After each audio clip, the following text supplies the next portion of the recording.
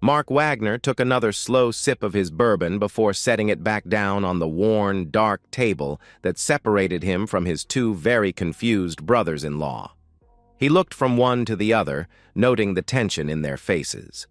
They had strongly protested his decision to divorce their sister, and it was easy to see their anger and confusion. The brothers, Brad and Gary, had asked Mark to meet them at this quiet little bar.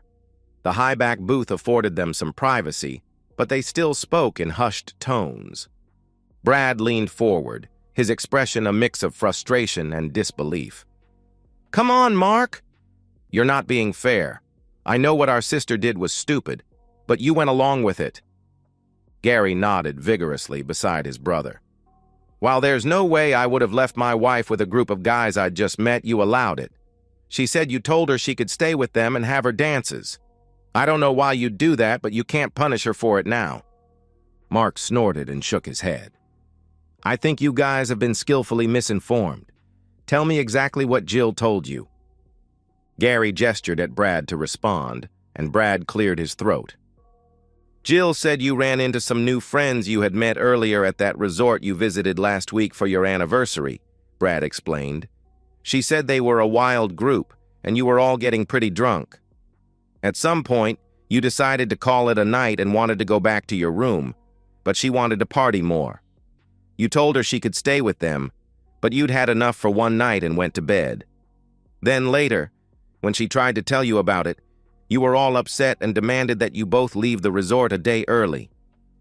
Brad paused to take a breath before continuing. "She said you hardly spoke to her, and the two of you flew home. Jill said she tried to get you to explain why you were so angry, but you kept saying she'd made her choice.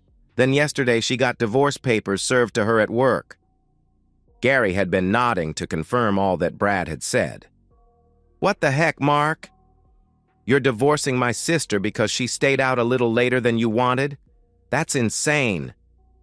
Mark shook his head, took another sip of his bourbon, and sighed deeply. "Guys, Jill didn't lie to you, but she didn't tell you the whole story." "Okay, well, tell us what she left out," Brad said, crossing his arms. Mark leaned back in the booth and began his account. "We'd spent the day on the beach. Jill attracted a lot of attention in the skimpy new bikini she wore. Several guys passed by our chairs for a better look, and a few even stopped and tried to strike up a conversation with her. She was obviously flattered and willingly engaged with a few who stopped to gawk at her while chatting her up.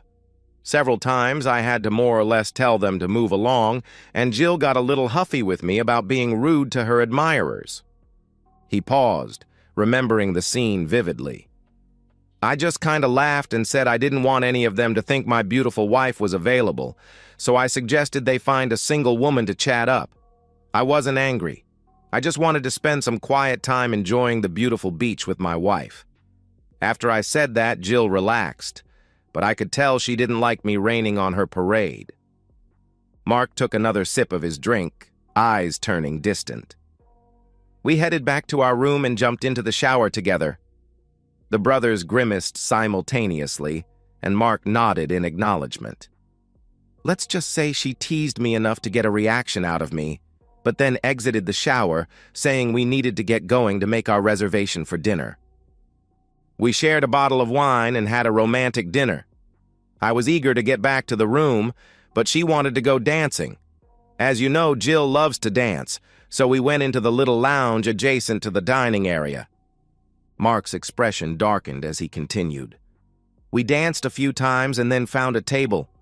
I went to the bar to get drinks, and when I came back, there was another table pushed up to ours with several young guys sitting around it and at our table.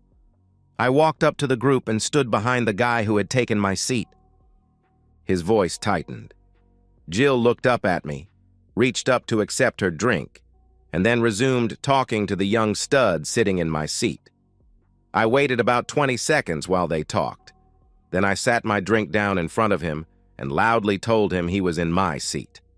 They both stopped talking, and he shifted over one seat. Before I could sit down, Jill shifted to my chair, patted her former chair, and slid my drink over to that seat.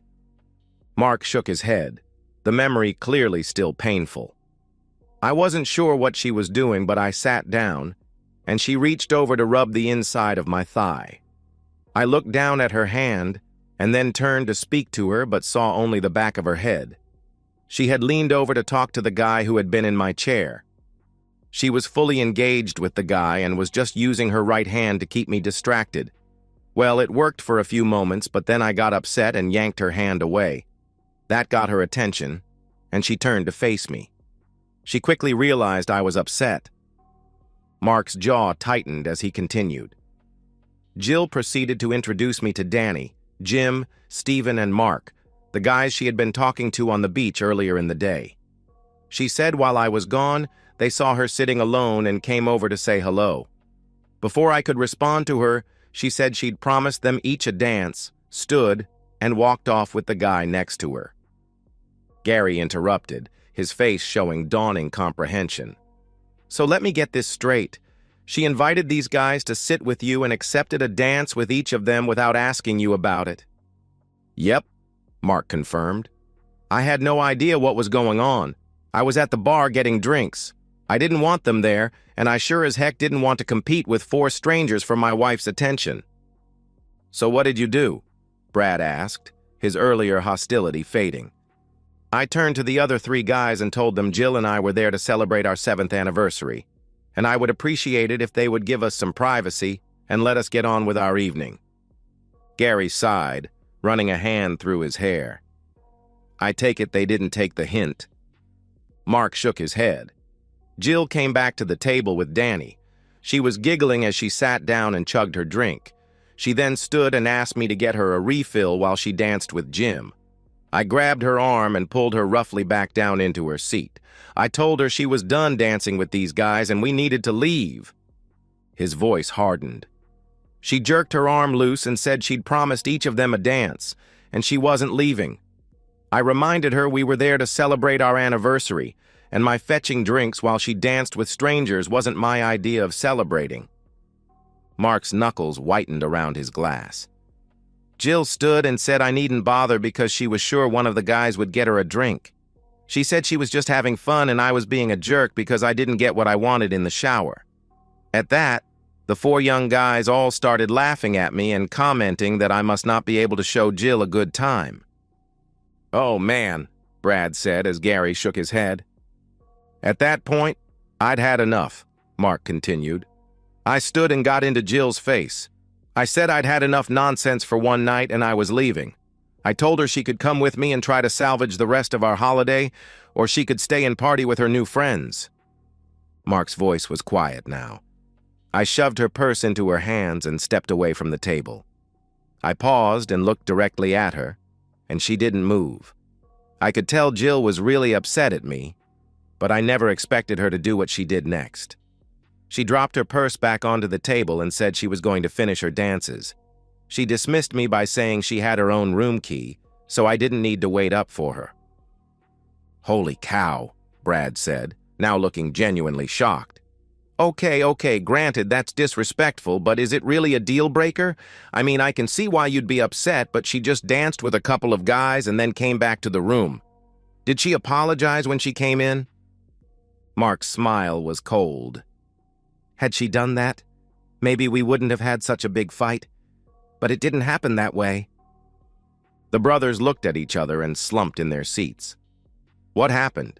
Gary asked, his voice barely above a whisper. Mark leaned forward, keeping his voice low. As you can imagine, I was very angry when I got back to the room.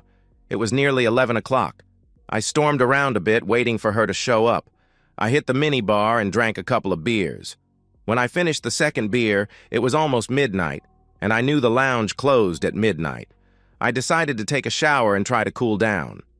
He paused, draining the last of his bourbon. She still wasn't back at 12:45, so I slipped on some shorts and went back down to the lounge. The overhead lights were on, and they were cleaning up. I asked the barmaid if she had seen my wife leave the bar. It took $50 to refresh her memory, but she told me what happened after I left. Mark's voice grew quieter, forcing the brothers to lean in. She said 2 of the guys left, and Jill hung out with the other 2, dancing and drinking until closing time. One of the guys bought 2 bottles of wine and Jill left with the 2 of them. Brad and Gary exchanged concerned glances as Mark continued. I asked her if Jill seemed okay, and she said Jill was laughing and hanging on the guys but walked out on her own 2 feet. It cost me another $20 to get the suite number to which the wine was charged. Mark's knuckles were white as he gripped his empty glass. I knocked on the door of the suite number the barmaid had given me. A shirtless guy was laughing about something when he jerked open the door. I pushed past him into the room. Jill was on the couch making out with Danny. She was dressed, but Danny was touching her. The painful memory was etched clearly in his expression. The shirtless guy yelled a warning, and Jill and Danny separated quickly. I wanted to smash the little jerk's face, but he scrambled over the back of the couch and ran into the bathroom. Jill jumped up and rushed toward me. I stiff-armed her, and she fell on her butt. I then turned and walked out. "Geez," Brad exclaimed. "She sure as heck didn't mention any of that to us. She said she tried to assure you nothing had happened, and you shoved her away. She failed to mention she was in another guy's suite." "Yeah, well, she'd been doing a lot of that lately. Telling half-truths," Mark said bitterly. "A few months back, I thought maybe she was messing around with some guy at her work, but I had no proof. She denied it, of course, but things have been strained between us for weeks. I thought the anniversary trip to the beach might allow us to reconnect, but she used it to connect with some other guys." Brad and Gary stood, their faces now somber. "Sorry, Mark," Brad said. "The way she told it, we thought you just overreacted, but it sounds like our sister has messed up badly." Mark nodded. "Guys, ask her about what I've said and press her for an honest answer. I'm sure I could track down the barmaid if necessary, but I saw Jill with my own 2 eyes on that couch with Danny. I'm sure if I had waited another 20 minutes, I would have seen something far worse." The brothers stood and somberly shook Mark's hand. Gary patted his shoulder. "Sorry, man. We should have known you would not have done what she accused you of. We'll square everything with our folks." As they left, Mark ordered another bourbon. His mind was already turning, though not in the direction of self-pity. No. Mark was beginning to formulate a plan. 3 days later, Mark received an unexpected call from Danny, one of the guys from the resort. The call came to his office line, which surprised him. "How did you get this number?" Mark demanded. Danny sounded nervous on the other end. "Look, man, I didn't know she was married. She wasn't wearing a ring, and she never mentioned you until you showed up at the bar." Mark's grip tightened on the phone. "What do you want, Danny?" "I feel really bad about what happened," Danny said. "Your wife. She's been calling me and texting me nonstop since you guys got back. She wants to meet up again, and I don't want any part of this mess." Mark leaned back in his chair, his mind racing. "Has she told you about our situation?" "She said you guys are separating and that it was already in the works before the resort. She said you were cool with her seeing other people. Is that true?" Mark laughed coldly. "No, Danny. That's not true at all. We've been married for 7 years. We were at that resort for our anniversary." There was a long silence on the other end. "Darn, man. I'm sorry. I really didn't know." "Send me copies of all her messages," Mark said, his voice suddenly calm. "I want everything." The next day, Mark sat in his attorney's office reviewing the screenshots Danny had sent. They were damning. Jill had not only pursued Danny after returning home, but had also openly discussed her marital situation, painting Mark as controlling and verbally abusive. She claimed the separation was a mutual decision and that Mark was fine with her seeing other people. "This changes things," Mark's attorney Richard said. "We have clear evidence of her attempting to continue the affair and defaming your character." Mark nodded, his jaw set. "I want more than just the divorce, Richard. I want justice." Richard raised an eyebrow. "What did you have in mind?" Mark leaned forward. "Something that will make her feel exactly what I felt when I walked into that hotel suite. Public humiliation, loss of dignity, the works." "Be careful, Mark," Richard cautioned. Revenge can be satisfying in the moment but often leaves a bitter aftertaste. I'm not talking about anything illegal, Mark assured him. Just a taste of her own medicine. Several days later, Mark's attorney called to say Jill had agreed to his terms. They would split all their cash 50-50, she would take a bit more than half of the furniture, and they'd keep their own cars and retirement accounts. She insisted they meet one last time before she signed the papers, and Mark reluctantly agreed. What Jill didn't know was that Mark had spent the intervening time implementing his plan.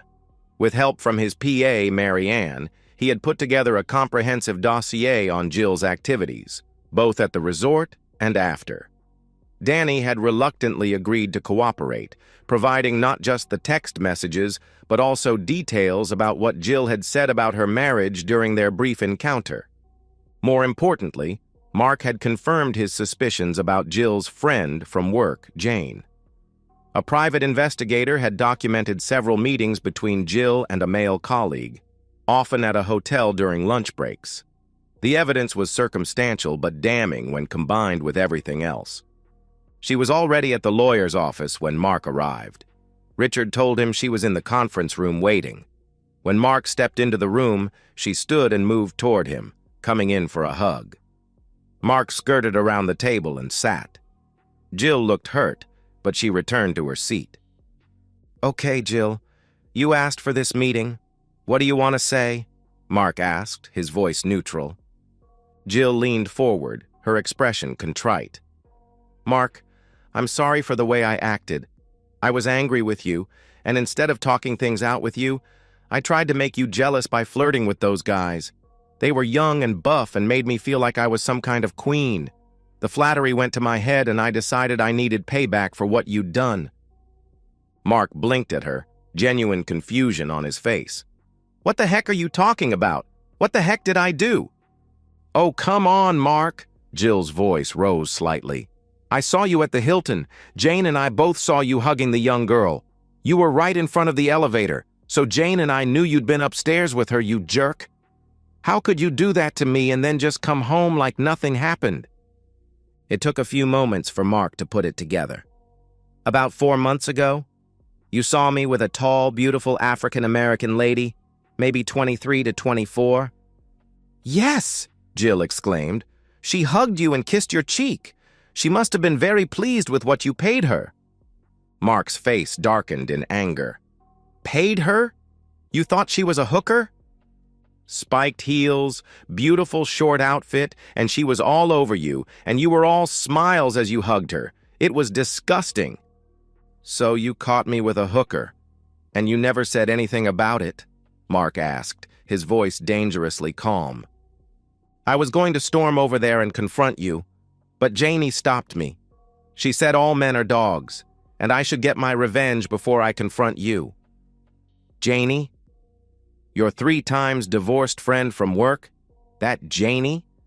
The girl who, after knowing me for 30 minutes, said I was not good enough for you? That Janie?" "Unlike you, she thinks I'm something special," Jill snapped. Then she took a deep breath. "Look, Mark, I don't want to fight. We both made a mistake. Can't we put this behind us and stop this silly divorce? I forgive you for what you did. Can't you forgive me?" "You forgive me?" Mark asked, incredulity in his voice. "Yes, of course. I was angry and acted out. That was wrong. I shouldn't have done what I did. I should have talked it out with you. I love you, Mark. I want you back." "So, we're even? You slept with those 2 guys and now we're even?" Mark asked casually. She chuckled. "Actually, you showed up too soon for me to do much with Danny, and I didn't sleep with Steven. But none of that matters now." "It matters to me," Mark said softly. Jill tilted her head and looked puzzled. "Why?" "You cheated. I cheated. Now we're even, just like you said." "No, I just asked if that was what you believed. You admitted to pleasuring one guy and planning to sleep with another, but I interrupted your plans." "Yeah, so? You slept with that tramp, so we're even," she shouted. "No, I didn't, and no, she isn't, and no, we're not." What the heck does that mean? She asked. You remember my PA, Marianne? Don't tell me you slept with her too. Number that Friday. You saw me at the Hilton. I had just dropped Marianne off. She got on the elevator, and a second later, the other elevator opened, and Bree stepped out. She had come down from her room to greet Marianne. Mark's voice grew calmer as he continued. Bree was shocked to see me, but I explained that Marianne's car had died, so I took her to the Hilton. Bree hugged me and kissed me because she was so thankful I had gotten Marianne there for her big surprise. You see, Bree was having lunch delivered to her room, and during lunch, she planned to propose to Marianne. Propose? Jill's face showed genuine confusion. Yes, she and Marianne have been dating for the last 3 years. But I thought, yeah, you listened to that troublemaker Janie when you both jumped to the wrong conclusion. So you never cheated? No, but you did, and... Mark lifted his phone. Now I have your recorded confession, so sign the darn papers. Mark stood up, but instead of walking out, he reached for a folder on the side table. But before you do, I have something I want to show you. Jill looked at him warily as he pulled out a tablet and placed it in front of her. What's this? Press play, Mark instructed. Jill hesitantly pressed the play button. The screen showed a compilation of text messages between her and Danny after the resort incident, along with time-stamped photos of her meeting her co-worker at various hotels over the past few months. The final image was of Jane, her trusted friend, meeting with the same co-worker at a different hotel. What the heck is this? Jill demanded, her face flushing. That's just the appetizer, Mark said calmly. He pulled out a second folder and placed it on the table. In here are sworn statements from Danny about your behavior at the resort and afterward. There's also a statement from your colleague's wife, who is now filing for divorce herself. She's quite grateful for the evidence we shared with her. Jill's face had gone pale. You can't do this to me. I already have, Mark said. But don't worry, I'm not done yet. He pulled out his phone and sent a text. Moments later, the conference room door opened, and in walked Jill's parents, followed by her boss from work. Mom? Dad? Mr. Reynolds? What's going on? Jill stammered, rising to her feet. Mark gestured for everyone to take a seat. I thought it was important that everyone hear the truth directly. You see, Jill has been spreading some rather hurtful lies about me, both personally and professionally. Mark, please, Jill pleaded, her voice barely above a whisper. You accused me of cheating, then used that as justification for your own infidelity. You told Danny I was verbally abusive. You told your co-workers I was controlling and jealous. And worst of all, you've been having an affair with a married man at your company, violating not just your marriage vows but also company policy on workplace relationships. Mr. Reynolds, Jill's boss, looked particularly uncomfortable. Is this true, Jill? Before she could respond, Mark played the recording he'd made just minutes earlier, where Jill admitted to her actions at the resort. Her parents looked devastated. Her father couldn't even meet her eyes. Her mother dabbed at tears with a tissue. I didn't come here to humiliate you, Jill, Mark said, his voice losing some of its edge. I came here to set the record straight. I wanted everyone to know that I never cheated on you. I never abused you. I loved you faithfully for 7 years. He turned to her parents. Mr. and Mrs. Thompson, I'm sorry it's come to this. I truly loved your daughter, and I thought we had a good marriage. I wish things had turned out differently. To Mr. Reynolds, he said, I apologize for bringing this into your workplace, but I felt it was important you knew the truth, especially given the company's strict policies on workplace relationships. Mark gathered his materials and stood. The papers are ready to be signed. Richard will handle the rest. Goodbye, Jill. As he turned to leave, Jill called out, Mark, wait! Please. He paused at the door but didn't turn around. I'm sorry, she sobbed. I was wrong about everything. Please don't do this. Mark finally turned to face her. You did this, Jill. Not me. Actions have consequences. With that, he walked out, closing the door behind him. 6 months later, Mark sat on the patio of his new beachfront condo, watching the sunset with a glass of bourbon in hand. The divorce had been finalized 3 months ago, and contrary to what many of his friends had warned, he felt no remorse about how he'd handled things. Jill had been forced to resign from her position after the company launched an investigation into her relationship with her married colleague. She'd moved back in with her parents temporarily before finding a job in another state. Her brothers occasionally reached out to check on Mark, having firmly taken his side in the divorce. The sound of the sliding door opening behind him made Mark smile. Grace, Bree's older sister, stepped onto the patio carrying 2 plates of food. "Dinner is served," she announced, setting the plates on the table. "Though I still think I should be concerned that you're more interested in watching the sunset than helping me in the kitchen." Mark laughed and pulled her onto his lap. "The view is pretty spectacular." "The view of the Gulf, or the view of me cooking?"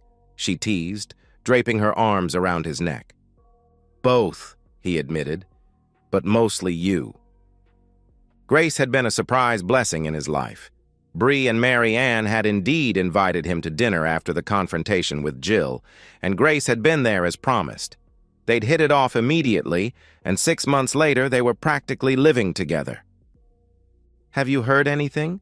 Grace asked gently, knowing Mark had been expecting a call. Mark nodded, his smile widening. "Got the offer letter today. Seattle office wants me to start next month. Full relocation package, significant salary bump, and a promise of partnership within 3 years if all goes well." Grace squealed and hugged him tightly. "That's fantastic. I told you they'd be crazy not to want you. And you're still sure about moving?" "Leaving your dance studio behind?" Mark asked, searching her eyes for any hesitation. "Are you kidding? Seattle has an amazing dance scene. I've already been in touch with 3 studios that are interested in having me teach. Plus," she lowered her voice conspiratorially, "I hear it rains a lot there, which means more indoor activities." Mark laughed and pulled her close for a kiss. "Have I told you today how much I adore you?" "You have, but I never get tired of hearing it." She stood and tugged at his hand. "Now come eat before dinner gets cold. We've got a lot to celebrate." As they settled at the table, Mark couldn't help but marvel at how completely his life had changed in just 6 months. The pain of Jill's betrayal had faded, replaced by a deeper appreciation for honest, mature love. Grace was everything Jill wasn't: straightforward, supportive, and genuinely interested in building a life together rather than seeking validation elsewhere. "Penny for your thoughts?" Grace asked, noticing his contemplative expression. "Just thinking about how sometimes the worst moments in our lives lead us to the best ones," Mark replied. "If Jill hadn't cheated, I wouldn't have met you." Grace smiled softly. "Well, when you put it that way, I almost want to send her a thank you note." They laughed together, and Mark raised his glass. "To new beginnings." "To new beginnings," Grace echoed, clinking her glass against his. Later that night, as they lay in bed with Grace's head resting on his chest, Mark received a text from Brad, Jill's brother. "Just heard you're moving to Seattle," the text read. "Congrats on the new job.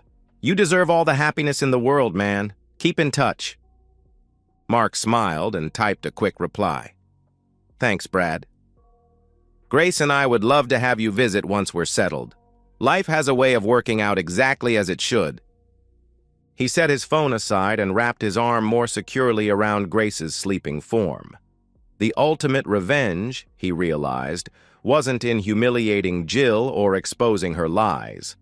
It was in finding genuine happiness and moving forward without carrying the weight of bitterness or regret. Mark had once thought his world had ended when he walked into that hotel suite and saw his wife with another man. Now he understood it had only been the end of one chapter and the beginning of something far better than he could have imagined. And that, he decided as sleep began to claim him, was the sweetest revenge of all. And so, we've reached the end of today's story. Was it what you expected, or did it take a twist you didn't see coming? I'm curious to hear your thoughts. Share them in the comments below, and let's get a conversation going. If this story kept you hooked, make sure to hit that like button. And if you're new here or just haven't subscribed yet, now's the perfect time to join our community. I bring you fresh, captivating stories every day, so click that subscribe button and turn on notifications so you never miss out. Thanks for watching, and I'll see you in the next one.